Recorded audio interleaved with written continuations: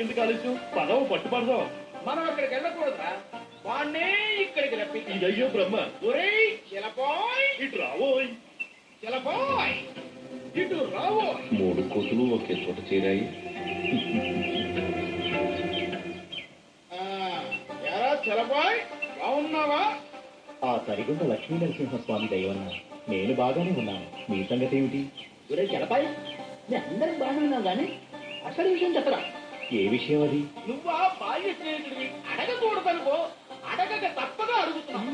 అయ్యో బ్రహ్మ, కట్టుకున్న పెళ్ళం దగ్గరైన విషయం దాచొచ్చు గాని స్నేహితుల దగ్గర, అందులోనూ ఉత్తముండలేని స్నేహితుల దగ్గర విషయం అసలు దాచకూడదు. ఓరి వెధవాయ్, ఉత్తముండలం కాదురా, ఉత్తములం, ఉత్తములం. ఇదిగో అన్నయ్యలు, మీరు ఎంత ఉత్తముండలో అయ్యో బ్రహ్మ, ఎంత ఉత్తములో నాకు తెలుసు. అది సరేరా, ఊరంతా ఒక విషయంలో గుప్పమంటోంది. దానికి నువ్వేమంటా? ఏ విషయంలో?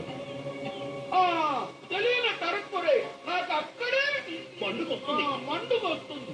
మండినా ఎండినా విషయం చెప్పకుండా ప్రశ్నిస్తే ఎలా అన్నయ్యలు? అదేరా, నీకు గంగమామ్మకి అది జరగలేదు కదా.